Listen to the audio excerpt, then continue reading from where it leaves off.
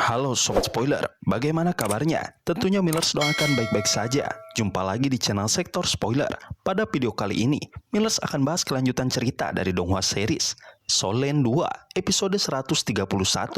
Seperti biasa, Millers mau ingatkan lagi bagi Sobat Spoiler, karena video ini mengandung spoiler, Mimin sarankan untuk tonton dulu episode-episode sebelumnya, biar ngerti jalan ceritanya.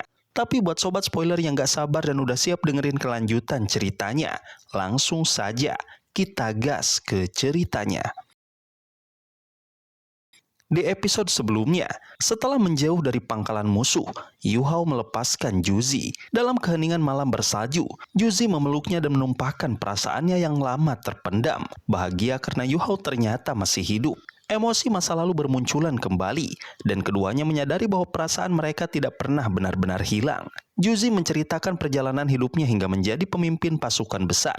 Ia mengungkap rahasia tentang kaisarnya dan menjelaskan bahwa ambisinya lahir dari masa lalu yang penuh kehancuran. Ia memandang perang sebagai jalan satu-satunya untuk menghapus dendam dan menciptakan kedamaian dengan caranya sendiri, bahkan jika harus menaklukkan seluruh benua. Yu Hao berusaha menawarkan jalan lain, berharap Juzi mau melepaskan ambisinya dan menjalani hidup baru. Namun Juzi menolak, menyatakan bahwa kebenciannya telah lama menjadi alasan ia bertahan hidup, membuat mereka berdua berjalan di sisi berlawanan. Sementara itu, rencana pasukan Kekaisaran Matahari Bulan berjalan lancar. Mereka mengekstraksi logam langka di utara ekstrim dan siap mengirimkannya kembali sesuai perjanjian rahasia Juzi dengan kaisarnya. Di sisi lain, Yu Hao sedang menuju inti utara ekstrim. Saat memasuki wilayah terdalam, Yu Hao bertemu berbagai makhluk besar seperti beruang utara ekstrim dan iblis salju Titan. Semua tunduk kepada Permaisuri Salju, menunjukkan kedudukannya sebagai penguasa absolut dataran es. Permaisuri Salju lalu mengumpulkan seluruh makhluk jiwa dan mengumumkan bahwa ia akan memasuki kultivasi tertutup untuk mencoba menembus batas terakhir kekuatannya. Meski peluangnya sangat kecil dan bisa berarti akhir hidupnya, ia menunjuk Raja Iblis Salju Titan sebagai penerus, membuat seluruh pasukan binatang jiwa merespon dengan kesedihan mendalam.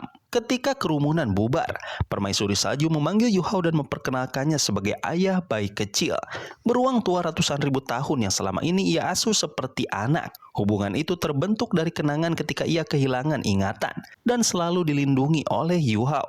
Pengakuan itu mengejutkan semua pihak, namun juga menghadirkan kehangatan baru di tengah dataran es yang sunyi. Setelah itu, Permaisuri Salju menjelaskan bahwa ia, Permaisuri Es, dan Raja Beruang Es berniat menumpangkan kekuatan mereka kepada Yu Hao. Mereka memilihnya karena ia memiliki potensi terbesar untuk menembus ranah dewa, sehingga melalui dirinya mereka memiliki harapan untuk melampaui batas dunia. Di episode selanjutnya, Permaisuri Salju menjelaskan dengan serius bahwa tujuan mereka di masa depan adalah menjadi dewa. Jika kelak Yu Hao berhasil mencapai tingkat tersebut, mereka semua bisa memasuki alam dewa dan terbebas dari batas dunia. Inilah alasan mengapa Raja Beruang Es harus bergabung dengan Yu Hao. Setelah berfusi, esensi es misterius akan melindungi kesadarannya, sehingga proses itu berlangsung aman. Raja Beruang Es yang berpikiran polos menerima rencana itu tanpa ragu. Melihat sikapnya yang terlalu sederhana, Yu Hao akhirnya mengerti mengapa Permaisuri Salju lebih memilih Raja Iblis Salju Titan sebagai pemimpin daripada Raja Beruang Es, karena sifat Raja Beruang Es terlalu lugas. Setelah memastikan kesediaan Raja Beruang Es, Permaisuri Salju memintanya kembali ke sukunya untuk berpamitan, karena ia mungkin tidak akan bisa kembali lagi. Raja Beruang Es berlari pergi dengan antusias. Permaisuri Es hanya bisa tertawa kecil melihat betapa polosnya Raja Beruang Es. Sementara Permaisuri Salju menjelaskan rencananya. Kemampuan spiritual Raja Beruang Es akan dipersiapkan untuk menjadi cincin jiwa ke-8 dan ke-9 bagi Yu Hao ketika waktunya tiba. Setelah Raja Beruang Es pergi, Permaisuri Salju menyarankan Yu Hao untuk berkultivasi di wilayah inti utara ekstrim. Suhu sangat rendah dan energi es sangat padat. Kondisi seperti ini mempercepat pemurnian ultimate es di tubuh Yu Hao. Ia merasakan peningkatan dalam kontrol dan pemahaman terhadap elemen es. Terlebih setelah mendapatkan bimbingan langsung dari Permaisuri Salju yang lebih selaras dengan manusia dibanding Permaisuri Es. Selama meditasi Yu Hao, Permaisuri Salju memperhatikannya dengan lembut. Keberadaannya terasa seperti pelindung yang setia, membuat Permaisuri Es bingung terhadap perubahan sikap Permaisuri Salju terhadap Yu Hao. Permaisuri Es bahkan cemburu. Namun Tianming muncul dan menggoda dirinya. Setelah Tianming menjelaskan situasi Permaisuri Salju, mengapa ia begitu dekat dengan Huo Yuhao dan mengapa hubungan spiritual mereka begitu dalam, Permaisuri Es mulai memahami. Ketika meditasi selesai, Huo Yuhao merasakan tubuhnya semakin jernih dan kokoh. Namun, ternyata yang ia kira hanya sebentar, sudah cukup lama berlalu. Rombongan iblis salju Titan dan Raja Beruang Es telah berkumpul menunggu. Permaisuri Salju menyambut bangunnya Huo Yuhao dengan senyum, sesuatu yang jarang terlihat oleh para pemimpin binatang buas. Setelah Permaisuri Es kembali, mereka melanjutkan perjalanan. Huo Yuhao duduk di bahu Raja Beruang Es, sementara Permaisuri Salju memberi perintah agar mereka bergerak menuju wilayah Kekaisaran Matahari Bulan. Ia menjelaskan bahwa Huo Yuhao akan memimpin para iblis salju, karena ancaman dari Kekaisaran Matahari Bulan juga merupakan ancaman bagi Utara Ekstrim. Di perjalanan, Permaisuri Salju bercerita tentang kekuatan inti Utara Ekstrim, serta rahasia yang lebih dalam tentang hutan bintang besar Dou. Ia mengungkapkan bahwa di Tian, pemimpin para binatang buas, sebenarnya adalah juru bicara bagi penguasa binatang jiwa, makhluk tingkat dewa yang diyakini sebagai keturunan Dewa Naga. Kekuatan inti hutan bintang besar Dou jauh lebih besar daripada yang dilihat manusia. Penjelasan panjang itu bertujuan mengingatkan Huo Yuhao bahwa musuh terkuatnya mungkin bukan di Tian, tetapi sesuatu yang lebih besar. Ia tidak boleh sombong jika suatu hari menjadi kuat. Huo Yuhao menerima nasihat tersebut dengan sungguh-sungguh. Tak lama kemudian, mereka tiba di wilayah yang cukup dekat dengan perbatasan Kekaisaran Matahari Bulan. Permaisuri Salju memberitahu Huo Yuhao bahwa mulai dari titik itu, dialah yang mengambil alih komando. Setelah memberi instruksi terakhir kepada para raja binatang, ia kembali ke tubuh Huo Yuhao untuk beristirahat. Huo Yuhao berdiri di hadapan dua binatang jiwa besar yang gagah, Raja Iblis Salju Titan dan Raja Beruang Es. Ia berterima kasih atas kesediaan mereka membantunya menghadapi pasukan manusia. Kedua makhluk itu menuruti perintahnya karena titah dari Permaisuri Salju. Namun, ada satu hal yang membuat suasana sedikit janggal. Raja Beruang Es selalu memanggil Huo Yuhao dengan sebutan kakek. Meski Huo Yuhao sudah mencoba mengoreksinya berkali-kali, beruang besar itu tetap bersikeras karena ingin menunjukkan kedekatan antara Yuhao dan Permaisuri Salju. Pada akhirnya, Yuhao menyerah dan membiarkannya. Dengan pengalaman dari rencana prajurit pamungkas, Huo Yuhao mulai menyusun strategi. Ia memang bukan ahli dalam memimpin pasukan besar, tetapi ia sangat terampil dalam mengatur operasi serangan berskala kecil. Sementara itu, di pangkalan militer Kekaisaran Matahari Bulan, suasana sangat sibuk selama setengah bulan terakhir. Setelah markas didirikan, mereka mulai memasang peralatan, memetakan lokasi mineral, dan menyusun cara menambangnya. Setelah lebih dari 10 hari, fondasi operasi tambang berdiri kokoh, dibantu oleh Legiun Insinyur Jiwa Phoenix. Mereka lalu memulai penambangan besar-besaran. 11 jalur mineral ditemukan, semuanya mengandung logam langka berkualitas tinggi. Bahkan 2 diantaranya sangat berharga. Menurut penelitian mereka, 6 jalur memanjang hingga wilayah Kekaisaran Douling, sehingga mereka berpotensi menguasai lebih banyak sumber daya. Bala bantuan kemudian tiba, 5.000 penambang ahli beserta berbagai mesin berukuran besar. Dengan bantuan 20.000 tentara dan para insinyur jiwa, operasi penambangan cepat meluas. Dalam 2 minggu, puluhan lubang tambang telah dibuka dan logam langka terus mengalir untuk dimurnikan dan dikumpulkan.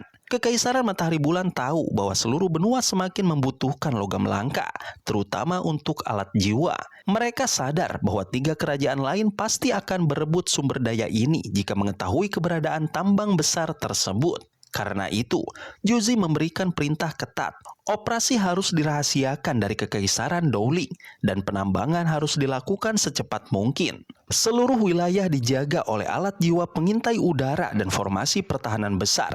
Dengan kekuatan Legiun Insinyur Jiwa Phoenix yang dapat bertahan bahkan menghadapi ratusan ribu tentara, mereka sangat percaya diri.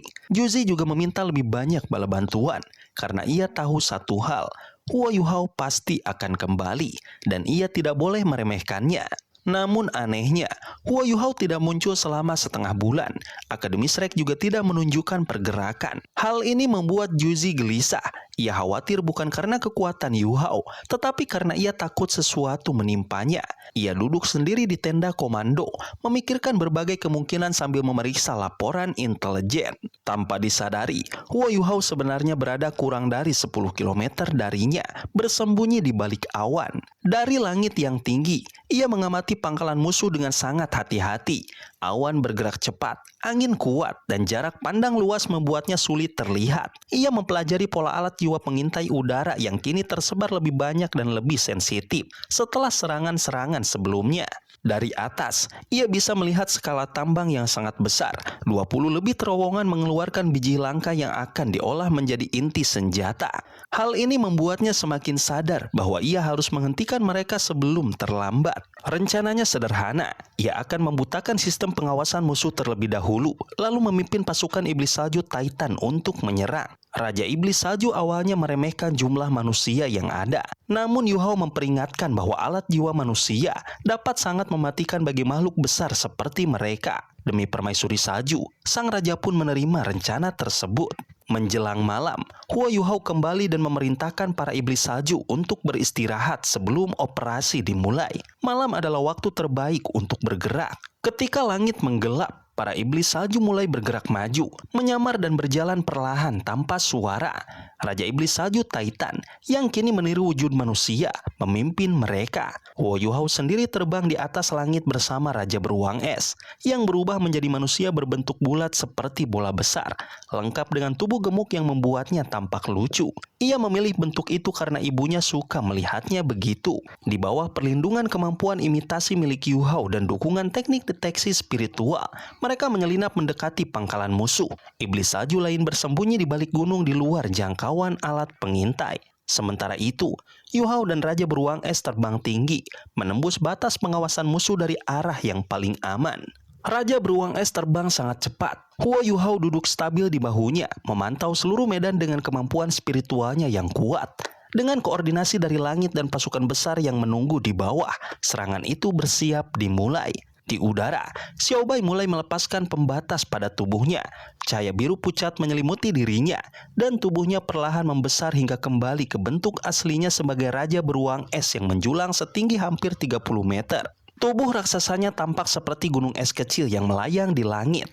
Dari matanya terpancar cahaya biru kelam, menandakan bahwa kekuatan es purba di dalam tubuhnya mulai bangkit. Gelombang kekuatan jiwa yang sangat besar merembes keluar dari tubuhnya, begitu kuat sehingga terasa seolah udara di sekitarnya menegang. Inti jiwa besar yang berputar di dadanya menarik seluruh elemen es di udara, membuat awan-awan di sekitar mereka tertarik dan berubah menjadi ribuan kepingan salju.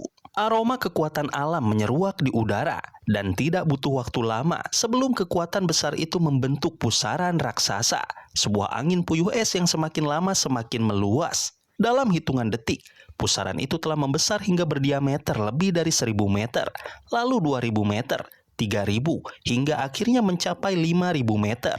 Aroma kekuatan alam menyeruak di udara, dan tidak butuh waktu lama sebelum kekuatan besar itu membentuk pusaran raksasa, sebuah angin puyuh es yang semakin lama semakin meluas. Dalam hitungan detik, pusaran itu telah membesar hingga berdiameter lebih dari 1000 meter, lalu 2000, 3000, hingga akhirnya mencapai 5000 meter. Setiap putarannya menghasilkan suara desingan tajam yang seolah mampu merobek udara. Kepingan salju yang sebelumnya lembut berubah menjadi pecahan es tajam yang berputar seperti senjata mematikan. Seluruh angin puyuh itu kemudian dilepas ke bawah. Inilah kemampuan bawaan Raja Beruang Es, badai salju raksasa yang mampu menghancurkan musuh tanpa menyentuh tanah secara langsung. Badai salju itu perlahan turun, menyebar semakin luas saat ketinggiannya berkurang. Walaupun kekuatannya menurun di dekat tanah, cakupannya justru menjadi sangat lebar, cukup untuk menutupi seluruh pangkalan kekaisaran matahari bulan dan sebagian besar alat pengintai udara mereka. Dari jauh, Huo Yuhao melihat badai itu berubah menjadi lautan putih yang menelan pangkalan musuh. Di sisi lain, Juzi sedang menyelesaikan beberapa tugas administrasi ketika angin kuat mulai menerpa tenda komando. Lampu-lampu bergoyang, tirai tenda bergetar, dan udara dingin menerobos masuk. Ia segera merasakan sesuatu yang tidak wajar. Badai salju memang biasa terjadi di wilayah utara ekstrim. Namun kekuatan malam itu terasa jauh melampaui batas wajar. Di luar tenda, angin menderu kencang dan kepingan salju turun seperti pisau. Tenda-tenda biasa mulai tertekan oleh angin, lalu robek oleh pecahan es tajam yang bertebaran. Teriakan prajurit terdengar dari segala arah. Mereka tidak siap menghadapi dingin dan kekuatan sekejam itu. Juzi segera mengirimkan perintah darurat. darurat, Legiun Insinyur Jiwa Phoenix bergerak cepat, membentuk penghalang pertahanan besar yang memancarkan cahaya oranye merah. Namun badai salju itu terlalu luas. Penghalang yang mereka buat hanya mampu melindungi sepertiga pangkalan. 2/3 sisanya tersapu oleh badai dan mulai hancur. Serpihan-serpihan es memotong tenda, mesin, bahkan para prajurit biasa yang tidak memiliki kekuatan jiwa. Mereka berlindung di bawah ranjang-ranjang, berusaha bertahan hidup dalam kondisi yang mustahil. Badai itu tidak hanya membekukan tubuh mereka, tetapi juga memukul moral seluruh pasukan. Juzi menyadari bahwa badai tersebut tidak alami. Ada kekuatan luar biasa yang sengaja menciptakannya. Namun ia tidak bisa menebak pelakunya, karena tidak mungkin ada pengendali es biasa yang mampu menghasilkan serangan sebesar itu sendirian. Sementara itu, badai perlahan mulai menyusut, namun kehancuran sudah terjadi. Banyak korban berjatuhan, alat-alat penambang rusak berat, dan rencana kekaisaran matahari bulan kacau total. Di tengah badai yang mengamuk, Huo Yuhao dan Raja Beruang Es bergerak cepat mencari dan menghancurkan alat pengintai udara musuh. Ia sengaja mengurangi kekuatan badai agar tidak terlalu banyak membunuh prajurit biasa. Baginya, mereka hanyalah korban keadaan, bukan musuh yang harus disakiti. Matahari belum muncul ketika badai itu memudar. Pangkalan kekaisaran matahari bulan kini berada dalam kondisi kacau, rapuh dan tanpa mata-mata udara untuk melihat apa yang sedang terjadi. Juzi akhirnya menyadari sebuah kesimpulan pahit. Serangan ini bukanlah upaya untuk membunuh mereka, tetapi sebuah rencana yang sangat cerdas untuk menghancurkan kemampuan pengawasan mereka. Serangan badai hanyalah awal. Dan malam itu, Huo Yuhao telah berhasil mengguncang seluruh kekuatan kekaisaran matahari bulan tanpa menumpahkan darah lebih banyak dari yang diperlukan. Di tengah pangkalan militer kekaisaran matahari bulan, para insinyur jiwa terkemuka terbelalak menyaksikan sesuatu yang tidak masuk akal. Pilar logam raksasa seberat lebih dari 5.000 kilogram diangkat dan diayunkan oleh seorang manusia, seolah-olah hanya sebatang kayu ringan. Dalam kondisi normal, ujung pilar itu saja sudah cukup untuk meremukkan tubuh manusia.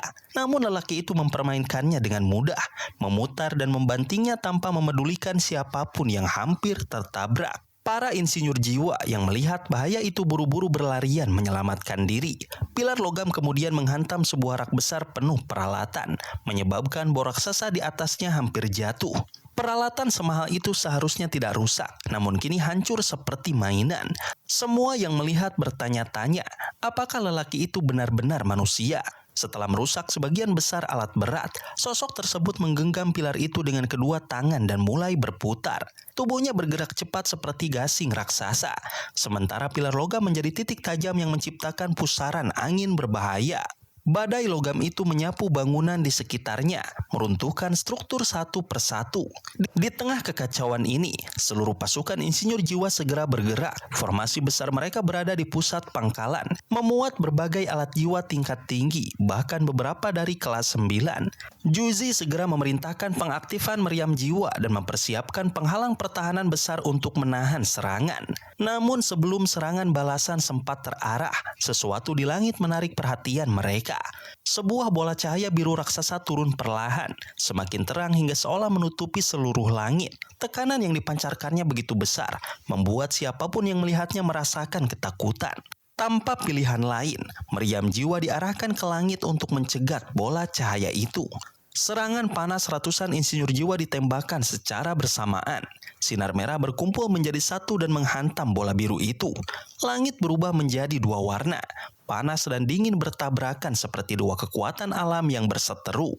Namun kekuatan es jauh lebih dominan di wilayah beku utara ekstrim. Serangan api perlahan padam. Bola cahaya biru itu terus turun, menembus api, lalu menghantam tanah tepat di pusat formasi jiwa. Begitu cahaya menyebar, seorang pemuda muncul, Huo Yuhao. Ia langsung menghilangkan wujudnya dengan kemampuan penyamaran, kemudian melepaskan dua kemampuan spiritual sekaligus. Gelombang kelemahan dan kebingungan menyerang para insinyur jiwa, membuat mereka limbung dan kehilangan kendali. Pada saat yang sama, mata vertikal ilahi muncul di langit. Suara guntur yang tak terdengar mengguncang pikiran siapapun yang berada dalam formasi. Tubuh para insinyur jiwa melemah, dan mereka terseret oleh kekuatan spiritual yang menghantam kesadaran mereka. Begitu pertahanan mental musuh melemah, Wo Yuhao menginjak tanah. Ribuan paku es muncul dan menyebar dalam pola bunga es raksasa. Para insinyur jiwa terlempar dari posisi mereka. Di saat bersamaan, serangan besar-besaran dari iblis salju Titan dimulai. Di sekeliling pangkalan, tubuh-tubuh raksasa berubah ke bentuk aslinya setelah menerobos masuk. Raja iblis salju Titan, makhluk setinggi lebih dari 100 meter, mengangkat pilar logam lain dan menghantam penghalang pertahanan berkali-kali. Setiap pukulan menciptakan gelombang kejut yang membuat banyak insinyur jiwa pucat dan terluka. Sementara itu, bola cahaya biru sebelumnya ternyata adalah Raja Beruang Es dalam bentuk sejatinya. Ketika ia turun ke dalam formasi jiwa, hawa dingin luar biasa mengalir deras. Semua alat jiwa besar membeku dalam sekejap, tidak lagi bisa digunakan. Para insinyur jiwa wanita yang terperangkap di dalam formasi berusaha lari menyelamatkan diri, tidak mampu melawan makhluk sedingin itu. Wo Yuhao berdiri di pusat medan. Seluruh area berada dalam jangkauan deteksi spiritualnya. Raja Iblis Salju dan para Iblis Salju lainnya mengikuti instruksinya dengan presisi. Mereka tidak membunuh prajurit biasa. Mereka hanya menghancurkan semua fasilitas penambangan. Dengan alat jiwa yang membeku dan bala insinyur jiwa yang tidak mampu menyerang balik, pertahanan Kekaisaran Matahari Bulan runtuh total. Pemimpin mereka hanya bisa menatap dengan wajah pucat ketika pusat kekuatan mereka diduduki oleh Wo Yuhao dan Raja Beruang Es. Ketika Wo Yuhao akhirnya naik ke punggung Raja Beruang Es untuk pergi, ia meninggalkan pangkalan dalam keadaan hancur total. Namun sebelum mereka benar-benar menghilang ke langit, dentuman besar kembali terdengar dari arah formasi jiwa. Satu demi satu alat jiwa besar meledak, dihancurkan sepenuhnya oleh teknik ledakan es. Dalam sekejap, formasi inti yang menjadi kebanggaan Kekaisaran Matahari Bulan meledak dan runtuh, memenuhi langit dengan serpihan yang dingin. Pertempuran berakhir dengan kehancuran total bagi Kekaisaran Matahari Bulan. Yang tersisa hanyalah bekas ledakan, fasilitas yang runtuh, dan ketakutan yang mengakar dalam melihat kekuatan gabungan Wo Yuhao serta para iblis salju raksasa.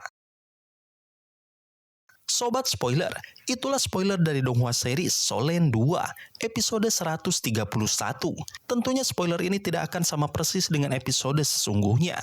Maka dari itu, jika ada kesalahan dalam kata ataupun istilah, serta kekurangan atau kelebihan durasi, harap dimaklumi. Dan jangan lupa untuk mendukung channel ini terus berkembang dengan cara like, share, dan subscribe, supaya kalian gak ketinggalan update terbaru dari channel ini. Terima kasih banyak sudah menonton video ini sampai akhir Sobat Spoiler. Kritik dan saran positifnya silahkan di komentar. Sampai ketemu lagi di video berikutnya. Tetap semangat dan sampai jumpa.